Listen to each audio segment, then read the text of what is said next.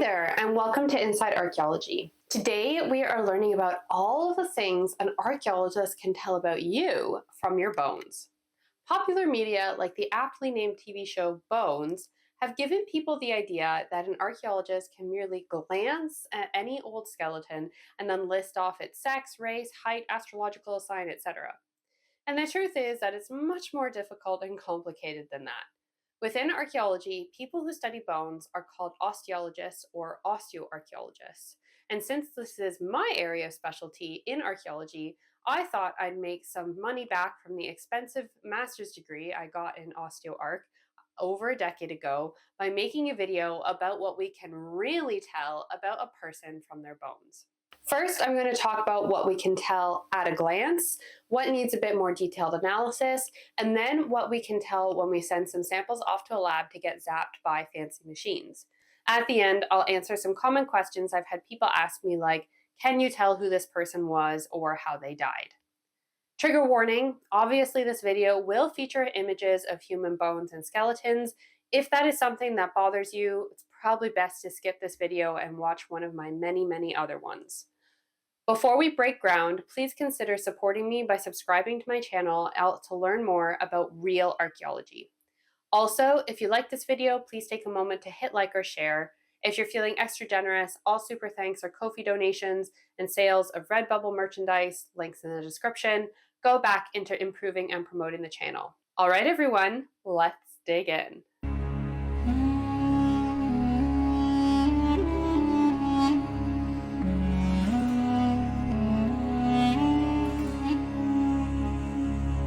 Now, being able to tell anything about a person from their skeleton means it needs to have been preserved in situ for the however many years it's been since it's been buried.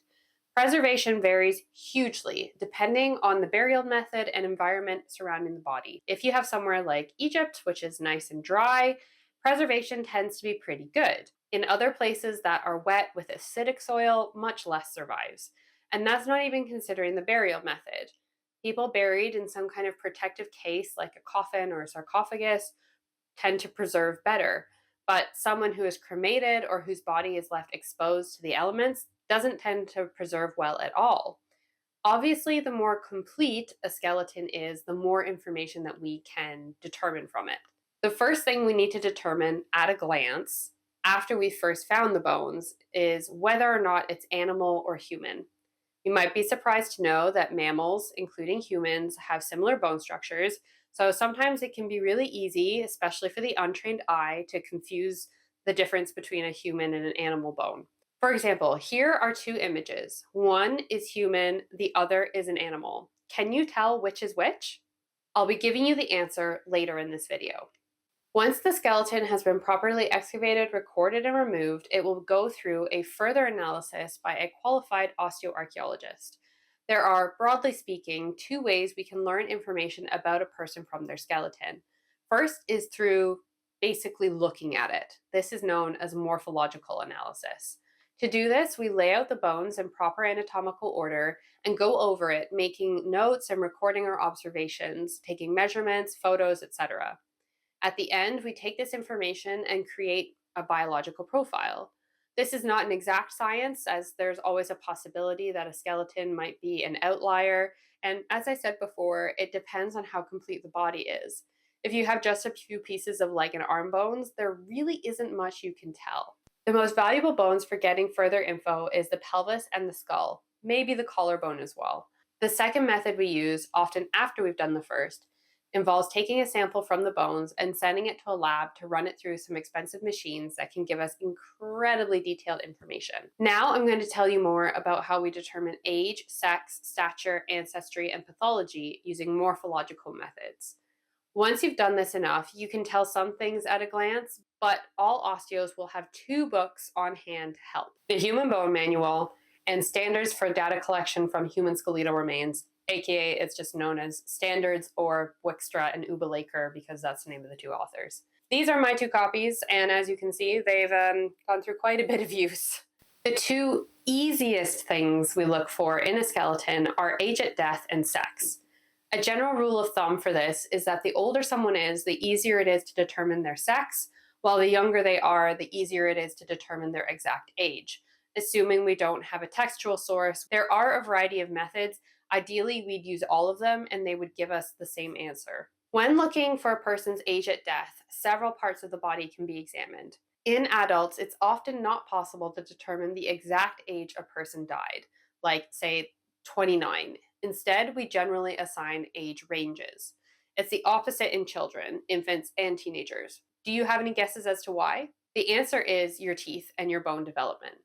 Just like the rest of your body, your skeleton is a living organism that grows and changes throughout your lifetime. The most drastic growth obviously happens from when you're born to around the age 25. When analyzing dentition or teeth, we look at which set of teeth you have, your deciduous or baby teeth, or your permanent and adult teeth. And in younger skeletons, we look at which teeth you have, which ones are erupting or growing, and this can allow us to determine age to roughly within a year, or in some cases, months. After the third set of molars, aka wisdom teeth, as we commonly call them, erupt in your early 20s, this particular method then can't really be used. There is another method for aging via dentition that looks at tooth wear patterns, but this can be influenced by diets in an archaeological context, especially those where people are eating flour that's been ground on a stone, as the stone particles that then get into that flour can prematurely wear teeth down. Another method that is used primarily for subadults, i.e., children, is epiphyseal fusion and cranial suture closure. The various sutures, you might think of them as cracks in the bones that make up the cranium of your skull, fuse together over time as you age. To assess this, we look at the sutures and then give them a score between 0, not fused, to 3, completely fused. The scores of the different sutures are then added up, and the number indicates a rough age range. For epiphyseal closure, we're mostly looking at your arm, leg, shoulder, and collarbones.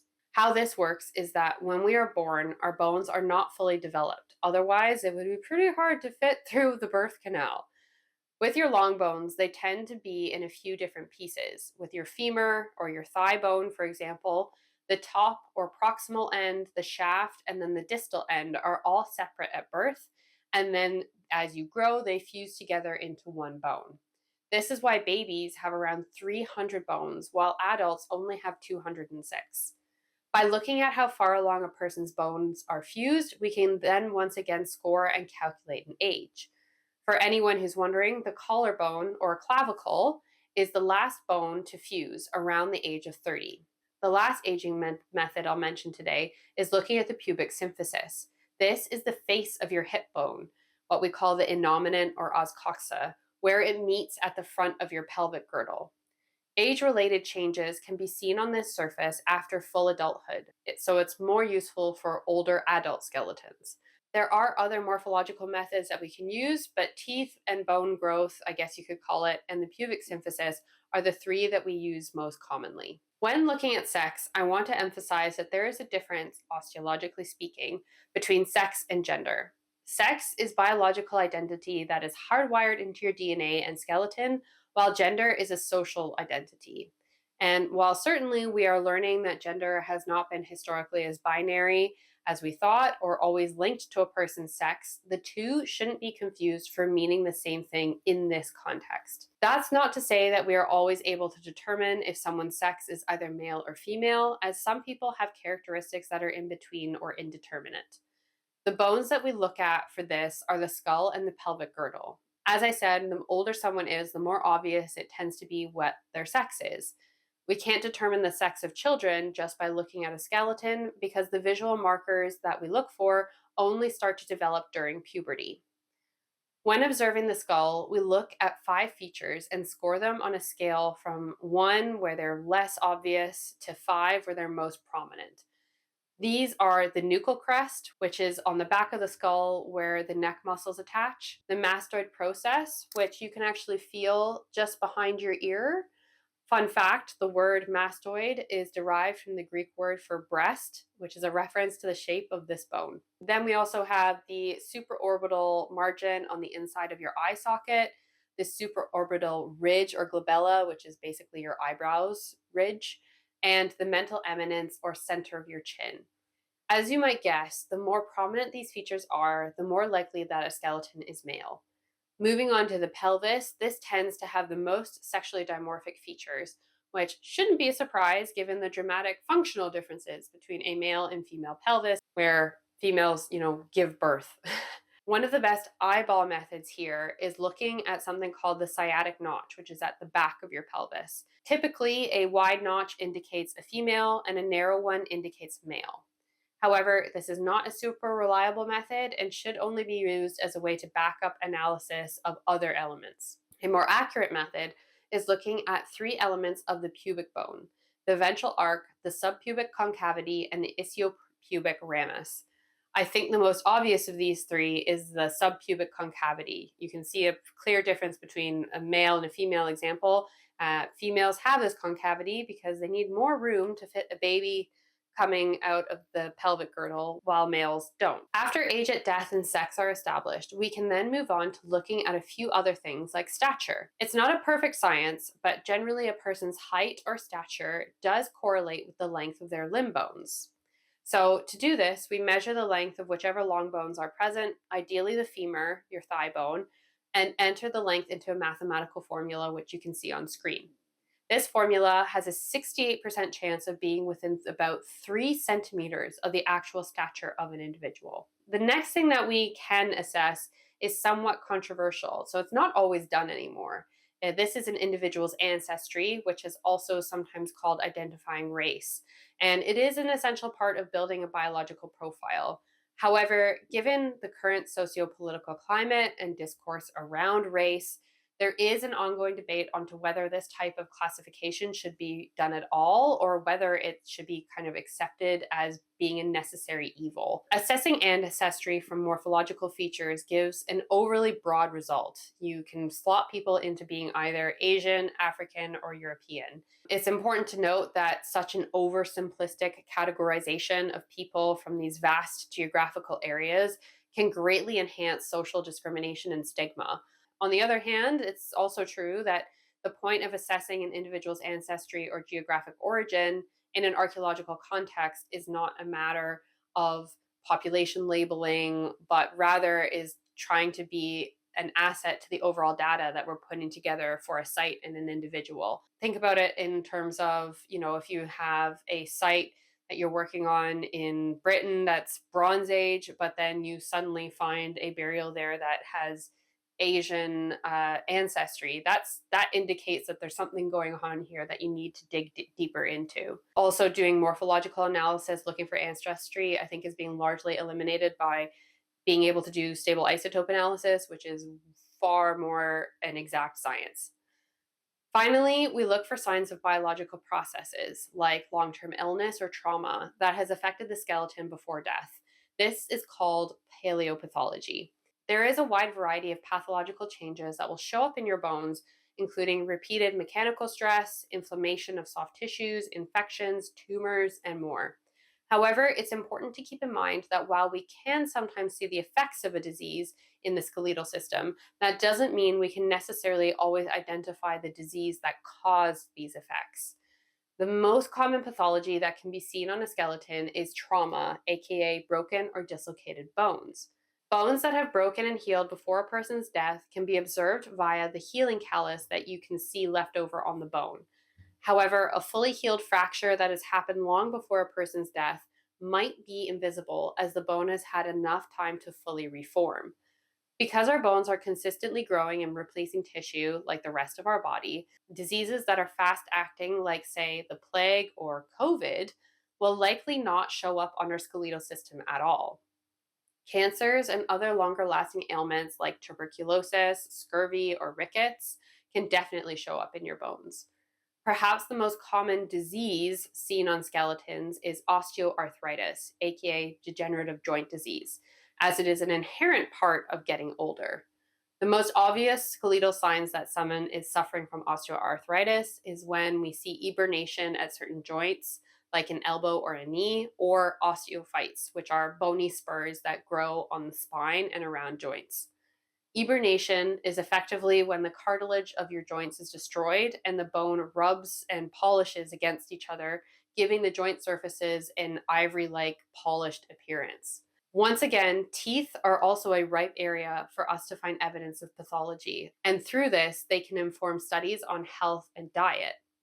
Here, we look to see if there are cavities, dental plaque, also known as calculus, tooth wear, as well as lines, pits, and grooves in the teeth. Unlike the rest of your skeleton, teeth stop growing and can preserve traces of childhood illness through a phenomenon known as Harris lines, which are typically a sign of juvenile malnutrition, illness, or trauma. That is just a brief introduction into morphological analysis, i.e., what we can see from looking at your bones with the naked eye. But what about when we use a microscope, so to speak? Chemical analysis of bones is a science that has been advancing at a rapid pace for decades. Perhaps the most recognizable thing we can learn from bones put through a mass spectrometer is how old they are, aka radiocarbon slash C14 dating. But there is other information we can learn as well, namely through ancient DNA and stable isotope analysis. ADNA gives us information about an individual's genetic heritage, their kin relationships, and their lifestyle. The majority of human ADNA studies have focused on extracting DNA from bones and teeth. The bone that is most often used for DNA is the petrous portion of your skull, since its dense structure provides good conditions for DNA preservation. Reading a person's DNA can tell us certain things more definitively than a visual analysis, for example, their sex. Stable isotope analysis looks at the amount of common elements or isotopes in a person's bones and can make certain conclusions based on assessing the ratio of different isotopes of a particular element in a sample. The most widely studied and used isotopes in archaeology are carbon, oxygen, nitrogen, strontium, and calcium. C14 dating is a type of stable isotope analysis. But what about the other elements that I've mentioned? Oxygen and strontium can tell us about where an individual lived. The makeup of strontium isotopes can tell us where an individual's food was grown, whereas the makeup of oxygen isotopes can tell us the source of drinking water. Nitrogen can tell us about their diet and whether it is primarily based on terrestrial or marine sources. Calcium can tell us whether someone had a largely plant based diet or not. You would think that, given everything you can tell from lab analysis, why would we even bother with visual analysis anymore?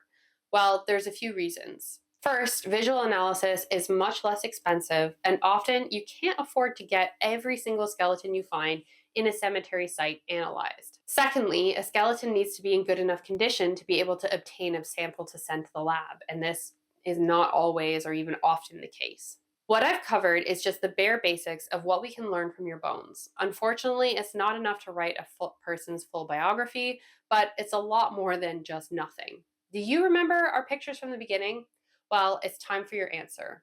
The image on your left is actually a bear paw, while the one on the right is a human hand.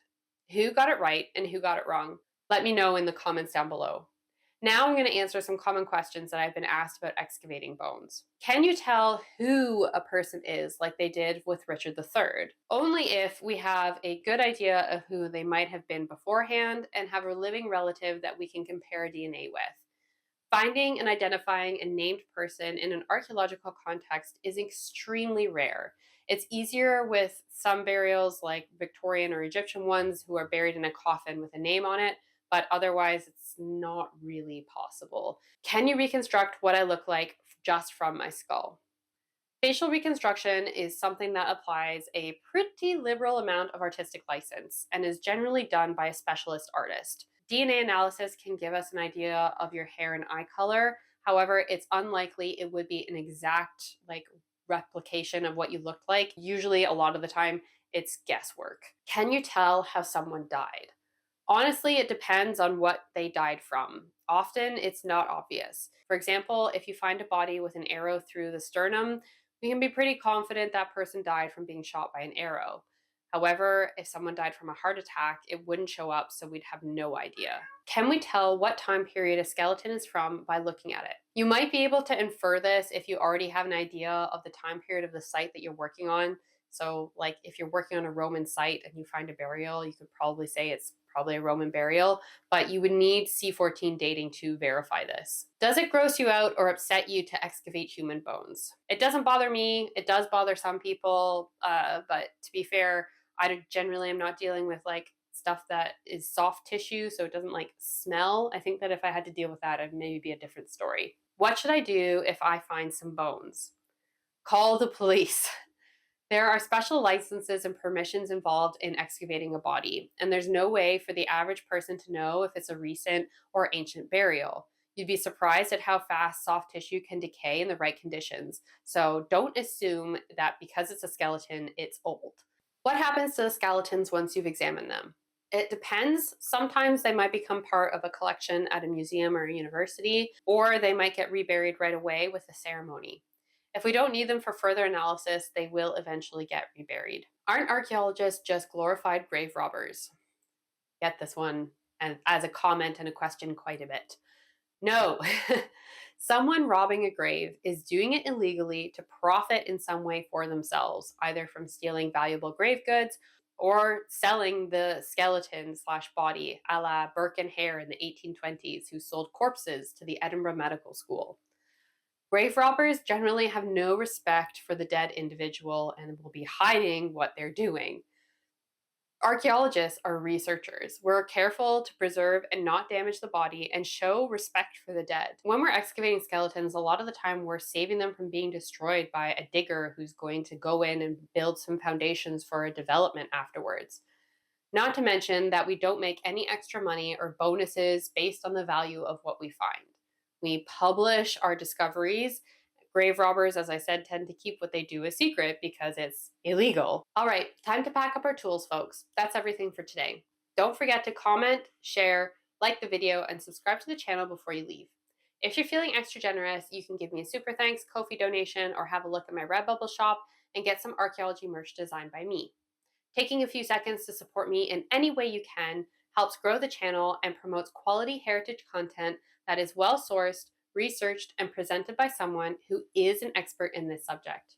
Thanks so much for watching. Stay curious, and I hope to see you on my next adventure inside archaeology.